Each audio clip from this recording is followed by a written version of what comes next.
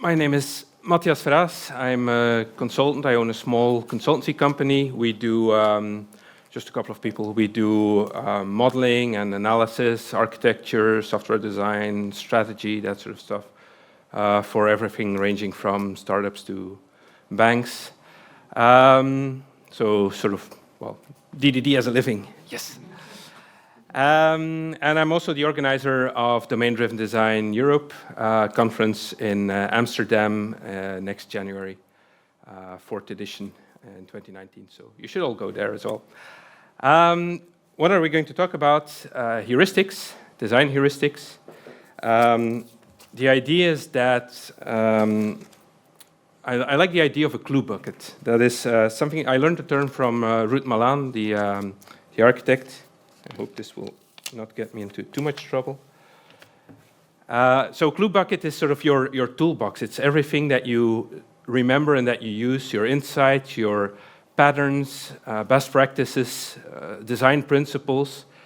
And I want to propose that we add heuristics to that and start using more of that. So she calls it a clue bucket. It's just sort of this big collection of everything you use in a design process, in problem solving, etc. Patterns, which you're probably used to, right? You're at a DDD conference, so I can make some assumptions about that. Patterns are supposed to be descriptive, right? We tend to use them as prescriptive things, but the idea is that a pattern is something that you, or that somebody discovers, and they say, well, this thing that we're doing here, and we're doing this in the same way, all the time or regularly, and it keeps sort of working, and it has some benefits.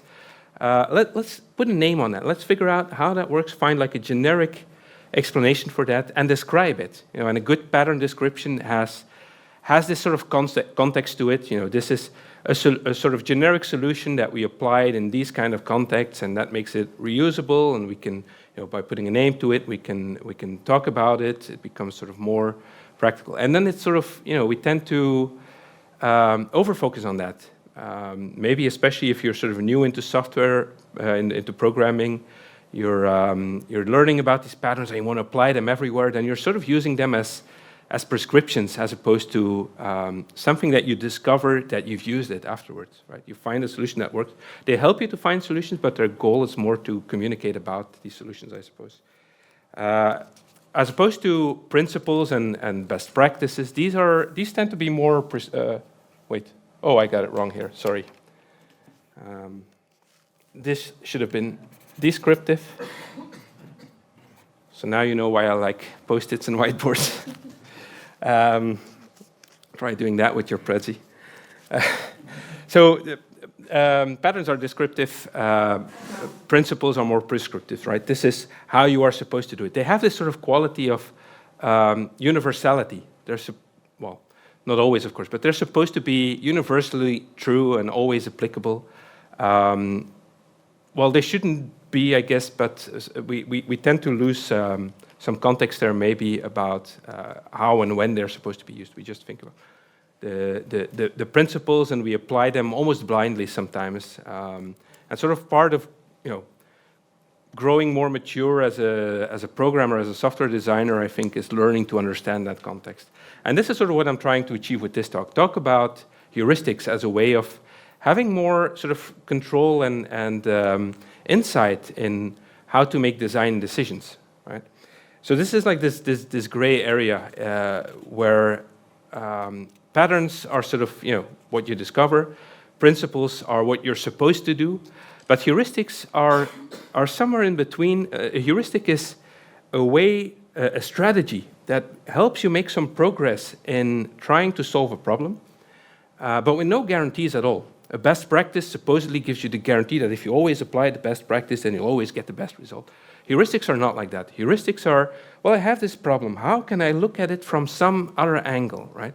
And finding the other angles might be hard, but if you have this clue bucket, this set of sort of heuristics to use, then you can just throw them at the problem, right? This is the idea of heuristics. So let me just put that one up here. And I'll give you a simple example.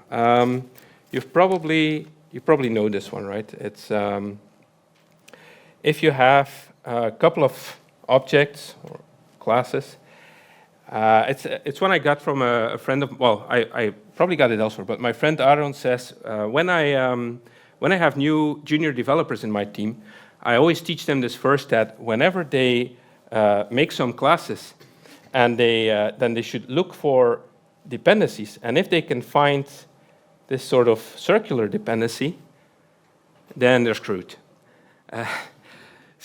But no, it's important. You're laughing, but it's important. He's not saying then you have to apply this strategy to resolve it. The heuristic of find circular dependencies only tells the junior developers that there is a problem, or that there might be a problem. You know, the real heuristic is maybe when you find this, go get a senior developer to help you solve it, right? It may, maybe because they're new to programming, or it's the first time doing this as a job. They might not really understand why this is a problem, or in what context this is a problem, or what would be some valid cases where it's not a problem. But this is a very cheap heuristic to apply. It's very cheap. All they have to do is, think about this for a couple of seconds, and they make some progress into maybe not even finding a solution, but detecting a problem much sooner than if they had to wait until it's committed and somebody has looked at the pull request and reviewed it, and etc. Here you identify a problem much sooner, or a possible problem. So the heuristic is not even about how to solve it here; it's just how to detect the problem. That makes it very cheap, and I like this idea of having a bunch of these very cheap heuristics, right? This is actually how our brain works. This is how, if you hear if you're in the jungle and you hear some noise, you're not going to make like a probabilistic assessment of the likelihood that there is a dangerous animal there. You're just going to run. That's that's not only a cheap heuristic, that's even going further, what psychologists call a fast and frugal heuristic. Fast and frugal meaning that it's not just the effort of applying the heuristic, of throwing this heuristic at this problem, but it also helps you solve it very quickly. The heuristic is, when you hear that noise, you run, right? It's not a guarantee that this is always the best solution, but it's a solution that, helps you survive, so that's a win. So fast and frugal here means how, at least that's sort of my current understanding here, but I'm not a psychologist. But this idea that fast and frugal is how easy it is to use it and to apply it in practice, and it often gives you a good result. It's not a guarantee. Maybe you're running away for nothing, right? That's a risk you're taking there. In software design, I think we're sort of more interested in these. How can I detect possible issues with my design sooner, or identify angles at looking at it? Very often, they might be more costly to actually do. In this case, sometimes it will just be a matter of, I just do a quick refactor. Sometimes this is like a serious problem in your understanding, and you don't know how to solve it. So it's not always going to be cheap. I have another. So actually, maybe I should stick that on there so we keep a record. So the idea is here that I'm not just going to show you some heuristics.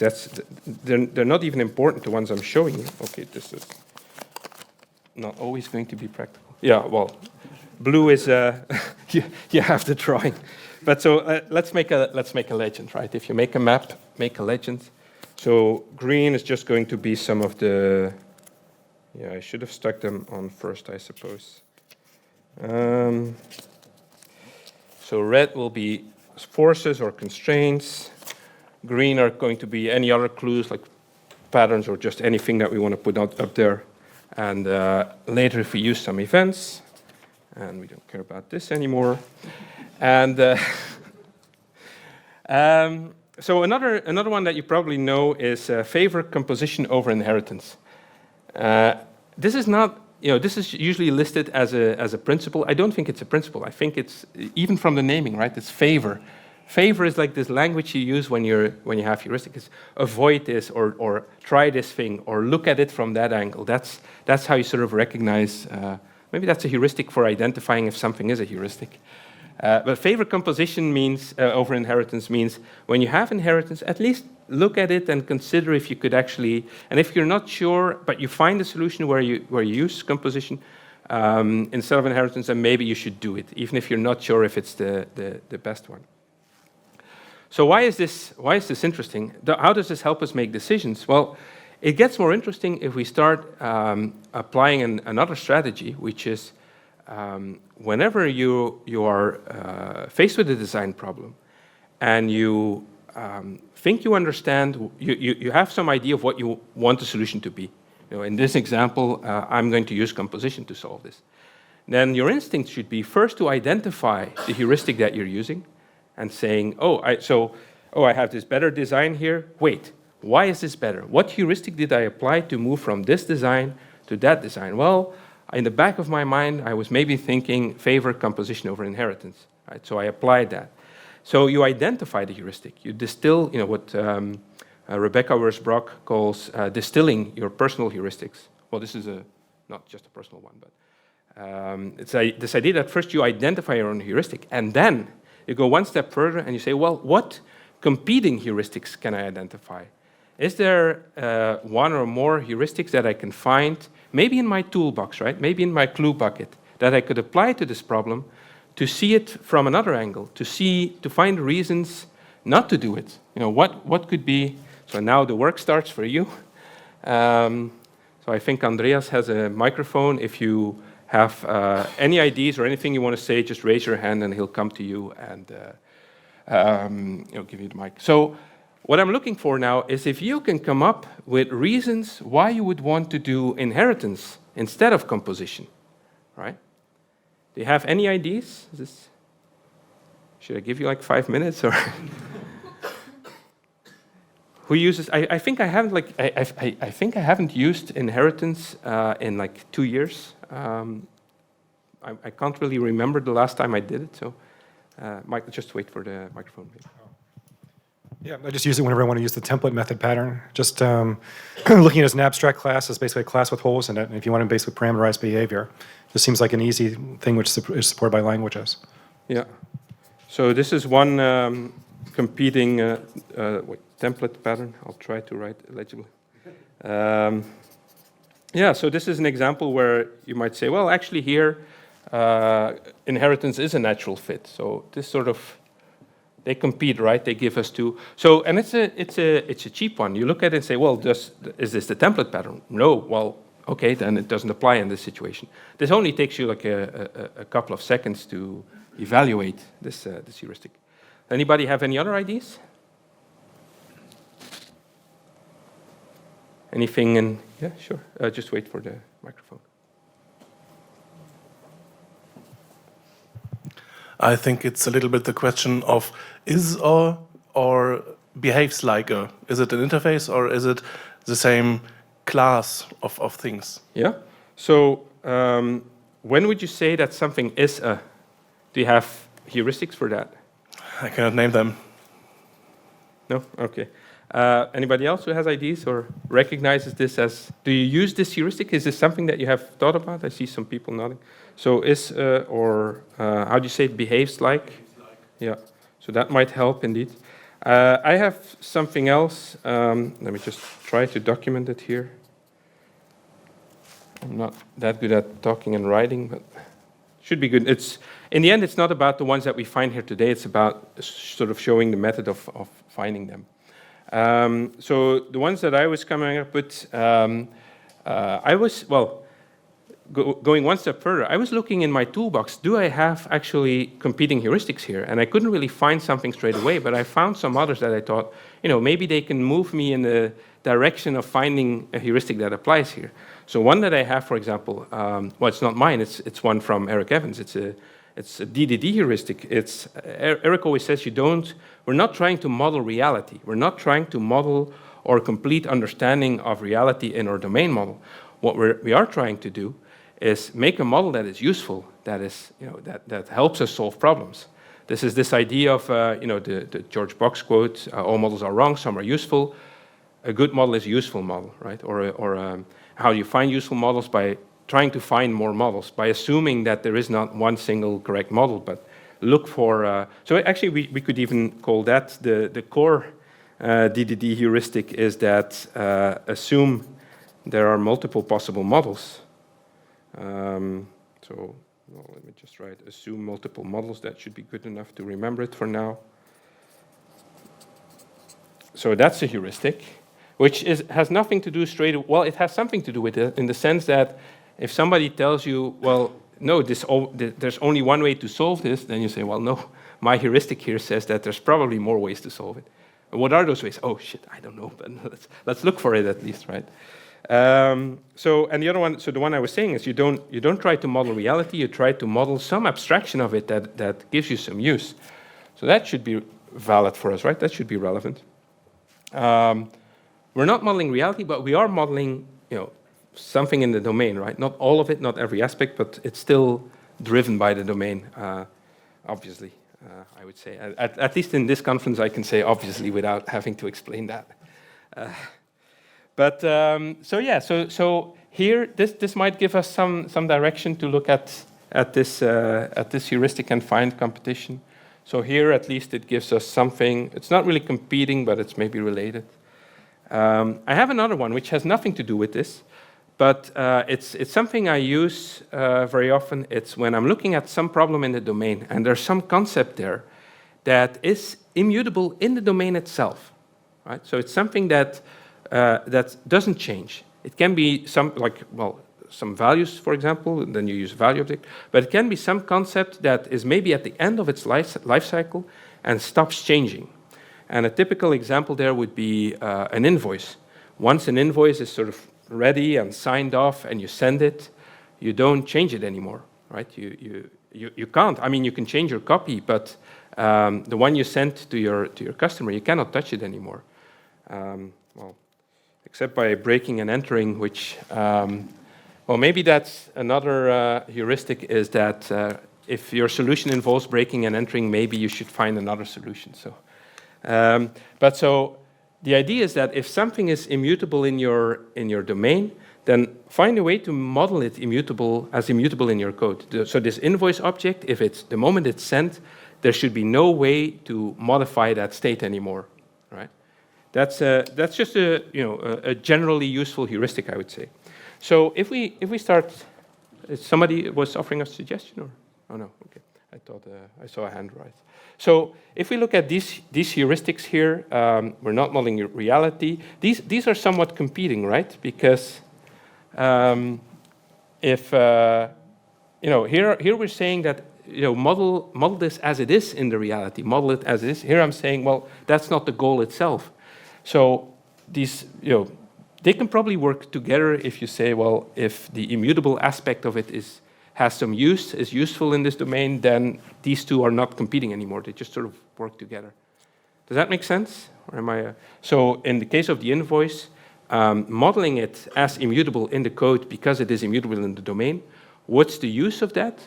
Well, that I'm compliant with the law, for starters, right? You're not allowed to modify invoices after you send them. So here that works really well. So why this sort of side thing here when we're talking about this? Because this gives me some idea about reality and usefulness and the relation between concepts in the domain and the code. We could try transform or adapting this heuristic to this problem. So what if we say, when we have inheritance in the domain, we should have inheritance in the code. When we don't have inheritance in the domain, we should not have inheritance in the code. As a heuristic. Again, it's should. It's right. One of those favor or should or try or avoid kind of things. So what kind of, any ideas? Does this ring a bell where you say, oh, I had this kind of thing, where something in my domain actually maps to a concept of inheritance? Maybe. Yeah, it can be a bit of a faulty heuristic when you come against things like Liskov substitution, stuff along those lines. Like what? I'm sorry. Liskov substitution. You can find things in domains which look like is-a relationships, but end up causing behavioral subtyping problems. Yeah. So we could, maybe add some exclamation marks to indicate that it's a risky one. So I'm thinking of sort of things like taxonomies, maybe, or I don't know, maybe genealogy, but I'm not sure if it's a good fit. There's a maybe. Exactly. Parents and children are inherited, but I wouldn't modeling it this way. It as never object-oriented inheritance, never. probably. Yes, I agree. I'm just sort of looking at, I'm just looking at finding heuristics. Maybe this one will at some point become useful when the next time I'm involved with a problem, where I have a choice between inheritance or some other solution. Maybe I'll think about that and say, well, does this actually match my domain? Oh yeah, now it fits. Now I can apply this heuristic. So there's no guarantee. This is the thing I was saying earlier, right? Here somewhere. We just fill our bucket with sort of tools, and some will turn out to be useful. Some will be maybe useless. Like maybe this one is useless. In fact, I think that the opposite is much more likely. That for this this heuristic here about modeling reality, a lot of these sort of beginner object-oriented books talk about cat inherits from animal, inherits from creature or something. That's what I mean by a taxonomy. That's not our goal is not to make a taxonomy.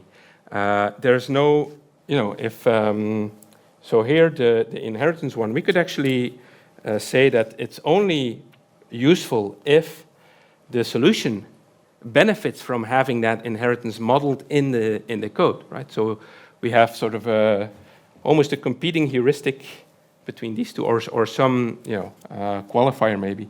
We could call that the taxonomy heuristic if we want to start naming them. So the taxonomy heuristic would be something like don't build taxonomies unless you are specifically working in a taxonomy domain. That might be a way to look at this this kind of thing. I don't know. I've never worked in this kind of domain, so I don't have actual experience. But I'm just sort of like trying to play around with how I find heuristic and sort of showing the method. Somebody, when I mentioned this on Twitter, somebody joked about anemic domain models and taxidermy domains instead of taxonomy domains. But what I'm trying to get at is that this sort of habit of looking for heuristics and competing heuristics, hopefully you can sort of believe that now, will give you more sort of insights in trade-offs and the forces and the constraints and that operate on the design, as opposed to just blindly applying principles because somebody told you to, right? I dislike.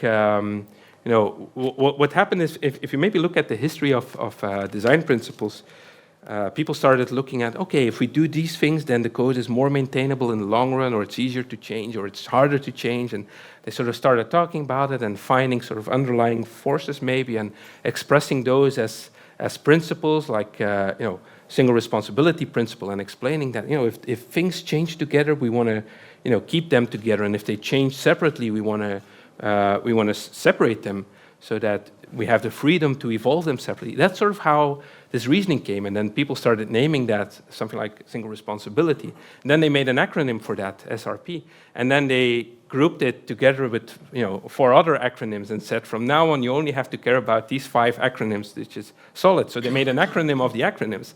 And then what happened is that people, in a design discussion, I've had people tell me, no, but that's not solid. What they mean is, that's not single responsibility. Or what they mean is, I don't want to explain my design choices. This is solid, so you're wrong. That's like the opposite of what the intention was. Also, who decided that there should be only 5 important principles, right? That seems like too solid, too rigid.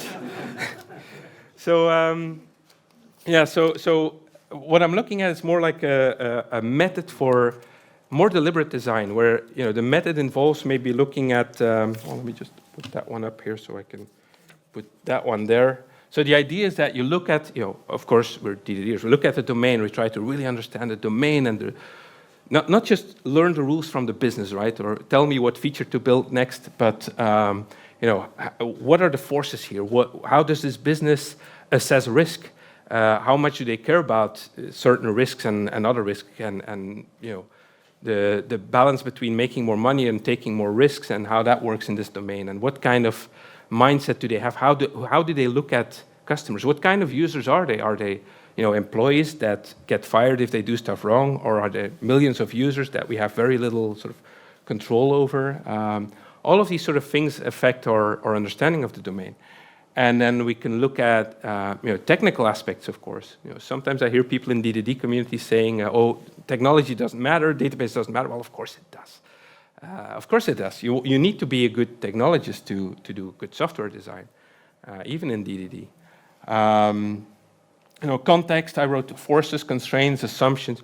Start mapping those. Here I'm mapping my my heuristics. We could start mapping our assumptions about things. Oh, we assume that users will only do this kind of thing, or they will not use this system for this kind of thing. Under these assumptions, we come up with these design decisions, or we can apply these heuristics under these assumptions. That's the sort of, and then when you make a design choice, or when you feel that you found a design choice, this is the process I was saying earlier.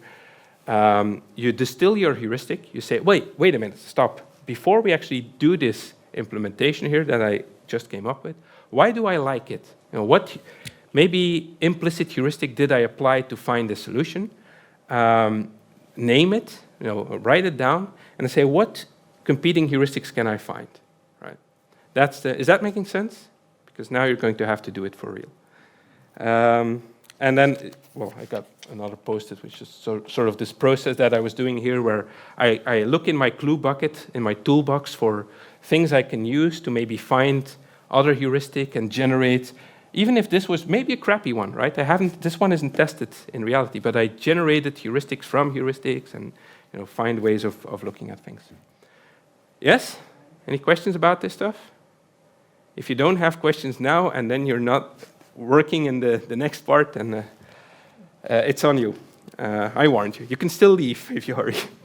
So let's take a simple design problem. Well, let's see how simple it is. So this is a domain event. Order was placed. What is a domain event? It's something that has happened in the past that is relevant to the business. Right? That's how we define domain event in DDD. Have you all heard of domain event? It's not in the blue book, but it's in the later summary book that Eric Evans published. So the design problem that I'm now interested in is which attributes should be in this domain event. So this is a message. This is something we can send to a listener, to a receiver, that we can publish, that we can store. So it has, this is the name or the type or the class name, whatever, and it has some attributes. What kind of attributes should be in there, and how can we make sure that we have the right ones and not the wrong ones, and how do we make those choices? That's the design problem that I want you to try, not to solve, but to give me your solutions and then think about what heuristics that you would use. So when you see this, like what goes through your mind? What kind of attributes are in here? Maybe wait for the microphone. Who placed it?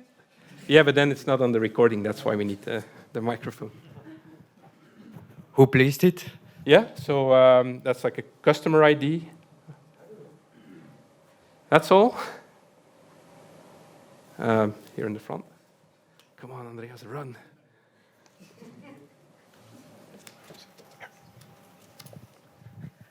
Does it matter when it was placed? Well, probably, yes. We want to know this for orders. Yeah, typically we. So, or are you suggesting this as a heuristic?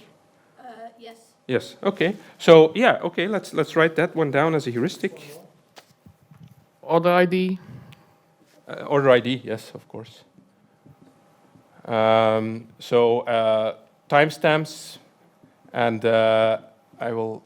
Well, let me just write down the heuristic. When did something happen? Is that relevant? Then for domain events, I think we can use this as a very generic heuristic that we say just always put it in there. We might not need it, but it's cheap to add a timestamp. For a more elaborate heuristic, I would say, yeah, just 1 second. For a more elaborate heuristic, I would say that you want to start thinking about all the timestamps that might matter. So it could be the timestamp of when it happened, of when we learned about it. Maybe it's even predated when we say, I want this order placed tomorrow. That could be some attribute that you keep. Stuff like, so when we learned about it, when we recorded it might be even at a different time. I learned about this fact a minute ago, and now I store it. Sometimes that difference matters, especially in sort of, I don't know, maybe critical domains where there's, or other things, for example, where some accident was reported, say, the time it was reported and the time it actually happened, that difference matters in those domains. So as a more broad version of this heuristic, it's what are all the timestamps that matter. I think the gentleman over here.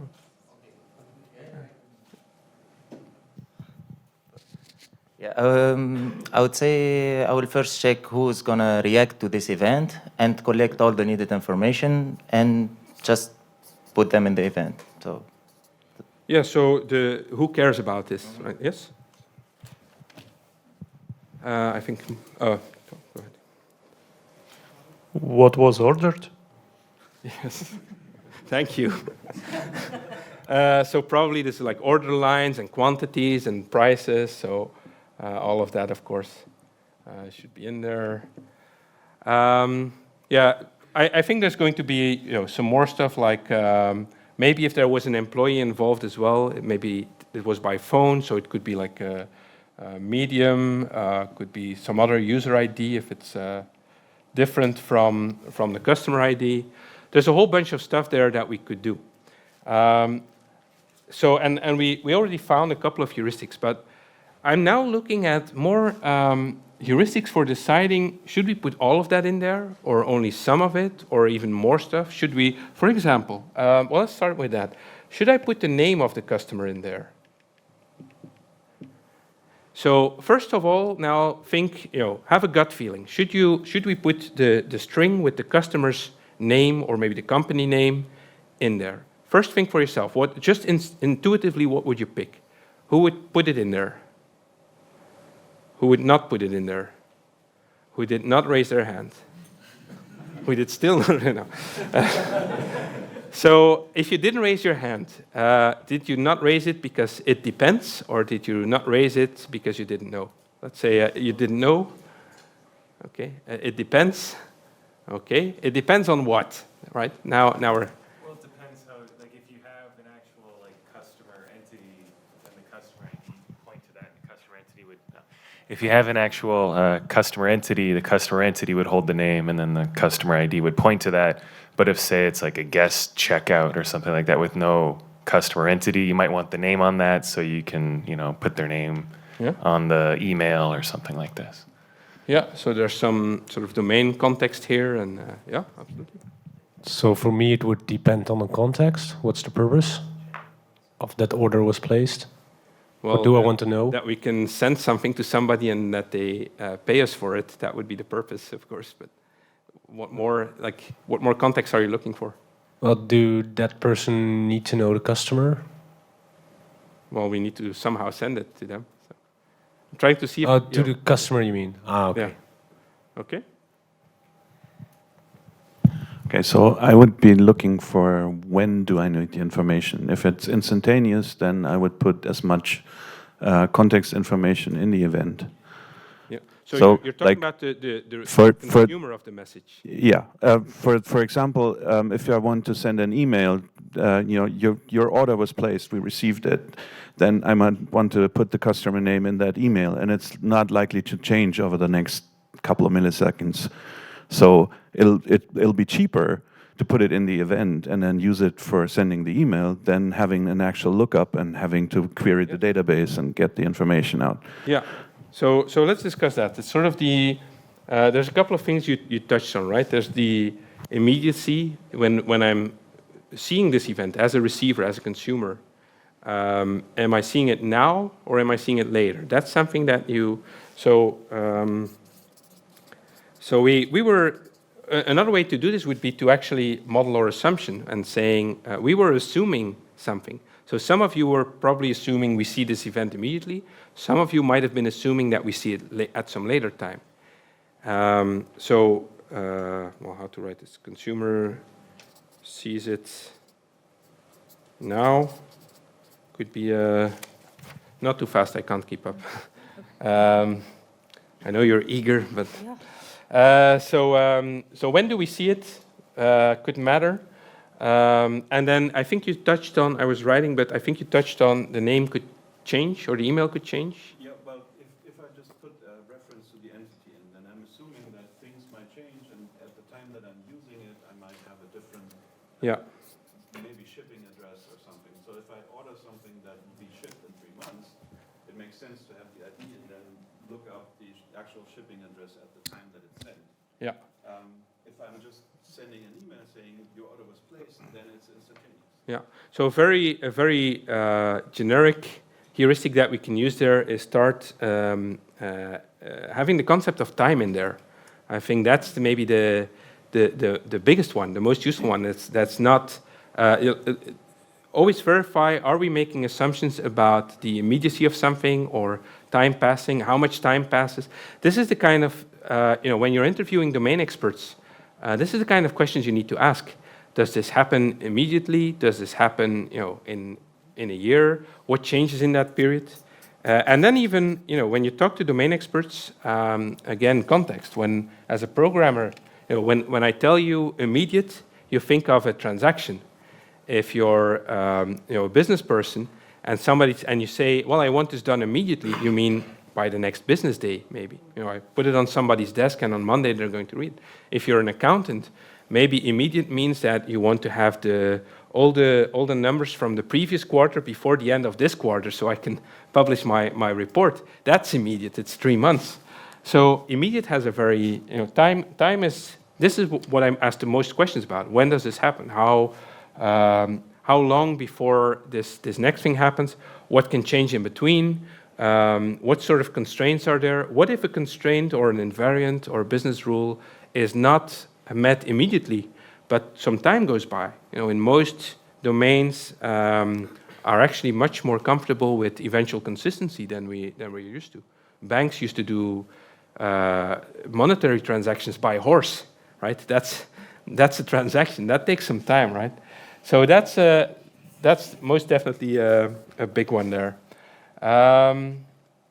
So let's see. So we have, the general heuristic here could be, can I get that information elsewhere? So if I have a customer ID, I could get all of that elsewhere. If I have if I have a customer ID and a customer entity, I could also have an order entity, right? And so maybe all of this could be, that would be there, and the rest could be in here. So everybody who's putting all of this in here, are you now changing your mind that it should still be in there or no longer be in there? Is this about that? Okay, also, go ahead. It was regarding to the name, like what are we selling here? Because that is going to influence heavily what I place. Yeah. Where. Yeah. So yeah, of course, that's the domain. The domain matters here, and the context matters. We're not if we're selling cars or if we're selling airplane tickets or whatever it could that could have a huge impact on what needs to be in there, of course. But I'm sort of looking at this sort of, and this was my process is every now and then I have a Skype call with Rebecca Worsbrock. And then she asked me some questions, and then we have a great conversation, and I learn many new things. She's been doing this stuff for much longer than I have, and then I do talk about it. So if you ever want to speak at a DDD conference, just have a Skype call with Rebecca. And so she was asking these questions about, how do you decide what to put in there? She's, of course, mostly she wrote some books on object-oriented design in the 90s and early 2000s, really good books. But she comes from this OOP background, and now we're sort of all moving, I guess, more into message-based, and she's, and microservices. And so this is sort of what inspired her question. What do you put in there? How do you decide how much to put in there? In fact, I want to offer a pattern here and say that some events, maybe... we don't have all the parts yet to explain it, given the number of post-its that I have to go through to find it. Let's find it later. But so there could be, we could put even more information in there, right? So this is the design problem that I'm trying to evaluate here. Would you, for example, put in the order lines? Would you put the product names in there? And then, if we're going to put product names in there, would you put the stock, the amount of stock in there? I would say generally you would want to avoid redundancy. Okay. as a heuristic. Yes. Unless it's that's a required heuristic, for right? performance reasons. And coincidentally, that's only the second one here. I was waiting for that one, of course. So redundancy, and we could add, of course, performance. That's sort of the technical stuff here. The fatter the event becomes, writing and talking. But so the fatter the event becomes, the more bandwidth it will take, and the slower it gets, more storage, etc. So that might be a reason to actually make them smaller, right? That's a competing heuristic for making them bigger. Who has a heuristic for making them bigger? This was my heuristic. Why to be scared? This is not an argument for me to make something small or big. You mean that the performance impact of having a couple of extra values in there is not? It's the last one. Yeah. So here, the other one is could be negligible or something. So that's a competing heuristic for the performance one. Absolutely. What could be another one to make it bigger? So, if after order was placed, customer name or product name changed, and after this you look at this product event, which name do you want to see there? Yeah. So yeah, we didn't really make it explicit, but let's do that now. Name has changed, or customer name, or email, or whatever the thing is that we're interested in. So the assumption here is that if this event comes later, and we only look at that one, and we didn't look at that one, we have the wrong state here, right? Or we might. So it's sort of now the heuristic is sort of about what do we expect the consumer to see, right? I think that we have not really, well, I put the consumer on here, but we haven't really considered the consumer much, I think. We've, performance, sure, fine, but... Coupling. I'm sorry? Coupling, because if I have to make the other system aware of the system with all this customer information or whatever information it is, I need to integrate them somehow. Yeah. So first, the thing I was looking for is how much are we serving the consumer's needs? We could, if my consumer really wants to have the name or the stock in there, why not just give it to them? That might be one way of solving it. The competing heuristic is if we, we have to deal with all these consumers. If we start putting stuff in there just because they want it, and then the other one calls, oh, we also want that in there, and before you know it, you have like your entire database in there. Maybe it becomes a performance problem at that point. So the competing heuristics here are we serving the consumer's needs? That's why we're sending events, so that consumers can get, do something valuable from it. And the other one is, well, we shouldn't focus on consumers' needs because it will blow up. We could do like a 80-20, it's what's called Pareto principle, that we focus on what is the stuff that 80% of the consumers all need, and that's what we're going to put in there. So before, Yves, remember what you said, because I already forgot, and then we go back to that. But let's talk about this some more. How do we decide on what consumers need? Well, if you have follow-up communication, like you send that event and then 15 different consumers will look up the same information. Yeah, that's the E thing. But let's get to that in a moment. Okay. So are the consumers going to query us? That's the next problem. But I want to talk about this one. How do we know what our consumers need? Do you know any? Does that ring a bell? Like patterns in DDD maybe? This, it's this blue book that some guy. Sorry, I'm joking. It's in the back of the book. I know you haven't read that far. Doesn't ring a bell. So we haven't even, we're talking about consumers, but we haven't really qualified where are they? Are they part of our own bounded context, which suggests that they're close by, we have more control over them, it's probably in the same deployable unit, we can easily change it, or is it the consumer that is actually a different system? We have to, we said when and who, but we never said how many. So this matters, right? How many consumers are there? Are you now thinking of some patterns in DDD? Like, for example, partnership, so context mapping patterns. Context mapping patterns are about, I have different bounded contexts. They have their own language, they have their own model. Ideally, they have their own deployable unit or service or whatever, and they talk to each other. And in context mapping, we are modeling how they talk to each other and what sort of, how much they know about each other's language, how much, communication goes on and what kind of communication goes on between them. That's the sort of at integration level of bounded context. That's when we start doing context mapping. And that's where we have these patterns. So, the easiest, I already mentioned it, would be if something is internal to our, so in order to evaluate this, is this internal to our bounded context? Is it only my own context that is going to listen to that event and do something? Then it doesn't really matter that much because I can easily change it. It's easy to, just refactor something. I need something more, or I need to do a query or something. If it's, so the most, or the sort of closest relationship after that, well, maybe conformist, which is more about how much of the language do I allow to leak into my bounded context.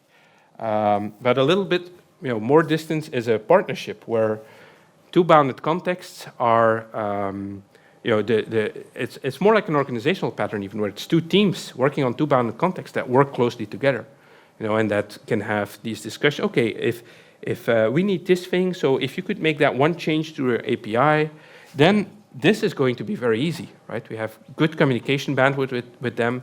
Their success depends on our success and vice versa. I think it's somewhat described like that in Eric's book. That's a partnership, right? The sort of design decisions that we're going to make are going to depend on that relationship, right?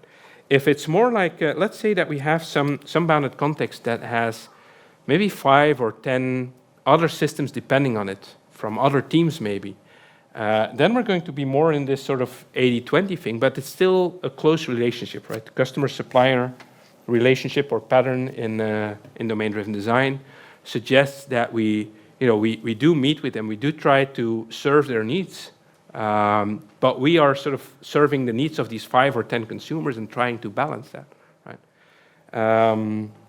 And then I think I've got it here.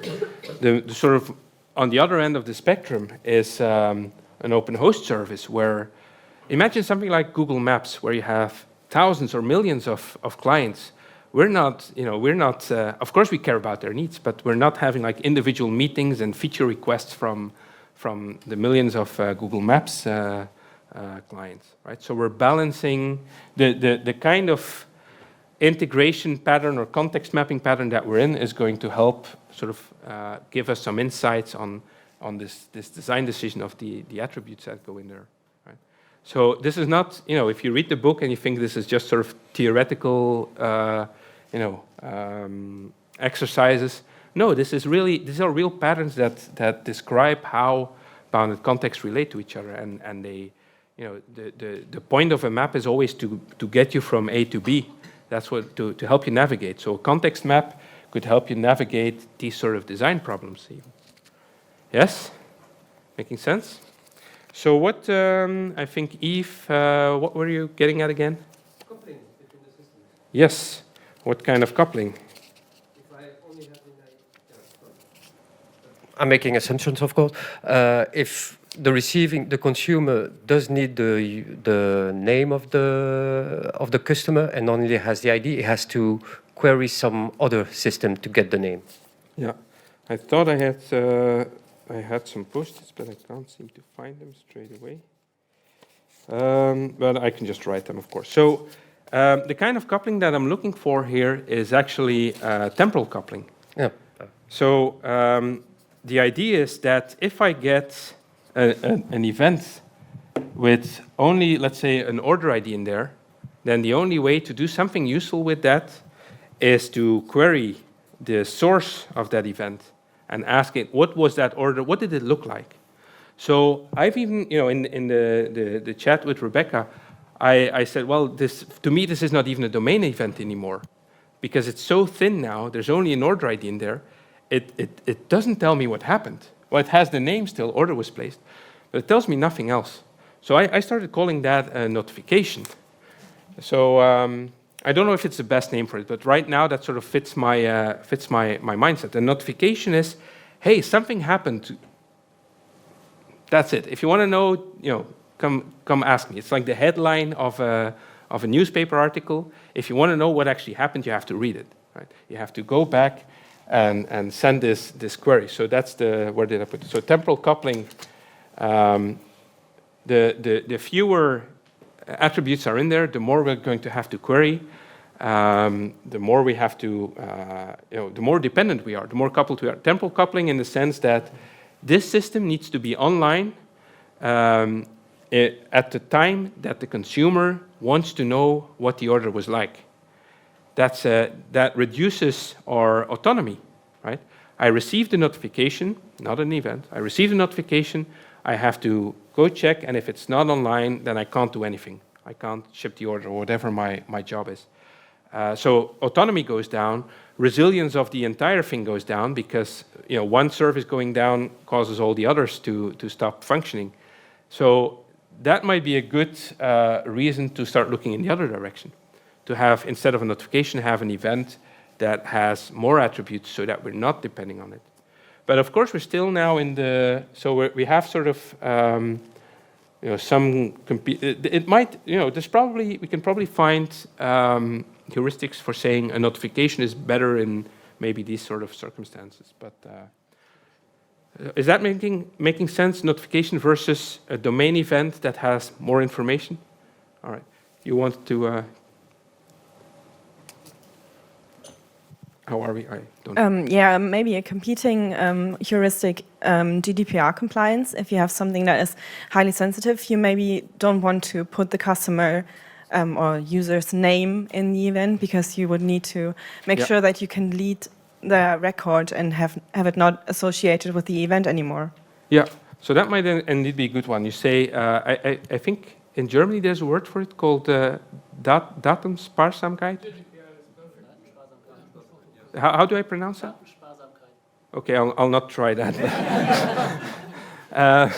But so this idea of instead of just sending data all over all our systems, the less we send and the less we store, the less we have to clean up whenever somebody asks for it. So it makes life easier for us. It's easier to show to authorities maybe that we're trying to do the right thing here. So that might be a very good competing heuristic here. Of course, there might be other ways to solve that problem and saying that, so I don't know, maybe a pattern could be that in an event, we designate which information is personal or private or sensitive and maybe put some timestamp on there and say, or some timeout and say, well, I'm sending you all this information, but these fields are sensitive. You get to keep them just as long as you need them to do your job, to ship this thing, but then you're supposed to clean them up. And then, of course, it depends on, is this our own, like what kind of agreements do we have with this party that they actually will do that and how much, I'm not an expert on GDPR, but that could be one way to solve the problem without getting into temporal coupling. Sorry, Roman has the microphone.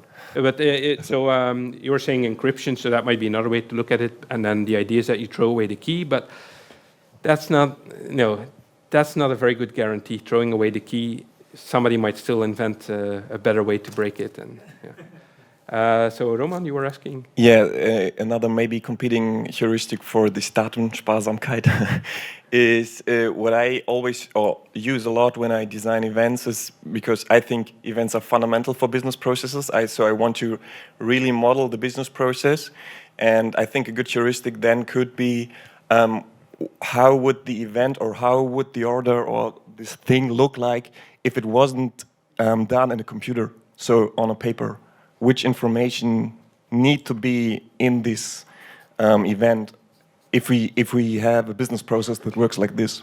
Yeah, that's, so what would it look like in the paper world? That's a sort of general heuristic. Absolutely, that's one that was very useful, of course. I think many people actually use that or don't even think about it, but use it when sort of trying to understand processes in domains. Yeah, absolutely. Let's see what we are. So the thing with the temporal coupling is that the generic remedy is instead of send a notification and then the consumer queries us, sort of a request response, gets the information at the time that they need it, is more a push approach, publish, subscribe. We publish a full event with more information in it. They store it, and then they have that information when they need it. So maybe they get the event with all the information, and then the next day somebody wants to ship it. They don't need to query us. We could be offline now. They don't need to query us because they already have that information and store their own version of it. If you're thinking now, oh, that's competing with redundancy or with dry, in DDD we tend to not try to be dry. Don't repeat yourself. Not try to be dry in between bounded context. If information is duplicated on another bounded context, as a sort of heuristic, not as a rule again. But so we're not trying to guarantee like perfect consistency and no redundancy in between bounded context. That's part of the idea. Another heuristic there actually for identifying bounded context is that if you can imagine this stuff being in a third-party system, then you can also have it as a bounded context. Because with third-party systems, we don't make assumptions that they have the same model and that they share code and that they share data. We import and export stuff over and over, so we don't make that assumption. So if the fact that something is a third-party system or it's our own system shouldn't really affect that so much. So we can have cleanly 100% separated bounded context if that can work for third-party systems. Why not for our own systems? That's a heuristic as well, I suppose. Kenny? Another one would be for analytics, forecasting. So if you have data scientists wanted to just grab all the events, but if they're too tiny to do some data science on, they need to figure out, okay, where do I find the extra information? So that maybe fits in sort of understanding the consumer. Yeah. If they are really, like a business intelligence or analytics sort of bounded context, probably wants to collect all the data that they need, and so we could even shape different events for them and say we have something in here that translates this into an event that only has the relevant information for business intelligence and send it to them. So an assumption that we were making here was that we can only have one event that serves all the consumers. So as a heuristic, maybe can we just have multiple smaller versions of this thing? Can we have this is DDD, right? Can we have a specific model for this purpose and a specific model for that purpose? That's what we're doing here. Yeah, that would be more the customer supplier. Yeah, then we're sort of except that the analytics thing is the supplier. We're not so it's not we're sending the message, but they are the supplier of the functionality, and we're sort of adapting to their needs. Or if it's like Google Analytics, of course, then it would be more like an open host service where we just have to send it in their way. We could be conformist in the sense that we could shape our own domain model even to fit their needs. But in the case of Google Analytics, I think it's very obvious that you don't want to shape your warehouse management system to look like the domain model of Google Analytics, right? In other cases, actually, conformist is a very good pattern where it's much cheaper to conform to some other bounded context domain model than to have to reinvent our own. For example, if I'm integrating with an invoicing system, I'm not going to reinvent a new domain model for invoicing. That's not going to give me any benefits at all. In fact, it's going to be terrible. So conformist as a good pattern. How are we for time? Yeah, we're almost done. Almost out of time. Yeah, maybe 10 minutes. 10 minutes, okay. Just wanted to add that we in our company, we tried to do this GDPR thing with kind of context mapping subtype, kind of, where one event but then determined which consumer had access to which parts of the event, kind of as a filter on top of this one event. Yeah. So you know about basically you are conformist to this concept of a GDPR in your bounded context, and then adapt by sending it in different ways to. Yes, exactly. Yeah. And if that changes, even a lawyer has to approve changes. Right. At least if data gets added. Okay. So I actually want to propose something else that came up in the. One more question. Yeah, but. I want to propose something that came up in the session with Rebecca, because after a while, I sort of discovered that I was operating under entirely different assumptions than she was. I've done a lot of event sourcing. Now, what happens in event sourcing, the idea is that my definition of event sourcing is that when I keep a history of events, when I keep a log, but that log is the single source of truth of everything, of all state in my system. So traditionally, we keep a log as sort of a side thing, right? We have our main database, and then we store some events basically as log items somewhere, and we look at it for auditing or debugging or whatever purpose. But in event sourcing, we're making that first class. We're saying that log, everything is in there is the truth. Everything that's not in there, it hasn't happened. We don't know about it. As John Gall would say, reality is what's reported to the system. So the nice thing about event sourcing, or one of its very interesting effects there, is that it gives you a certain, it gives you a completeness guarantee. That means that completeness of domain events in relation to the history. Meaning that if I listened to order was changed, let's say that maybe even name was changed and customer signed up.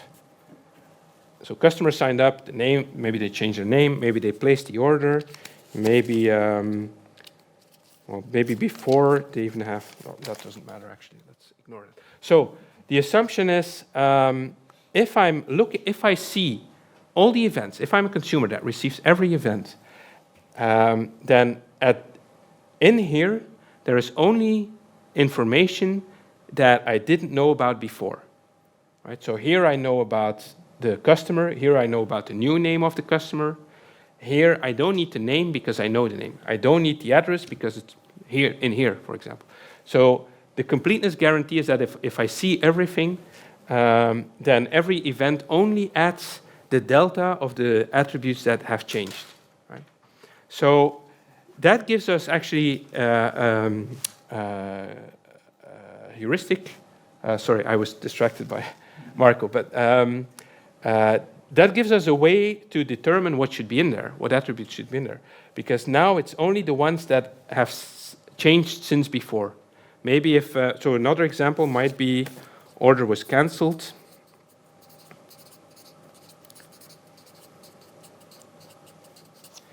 And if the order is cancelled, all I need in here is the order ID. I don't need, well, maybe a timestamp and stuff like that, but I don't need every detail about this order because I've seen this event.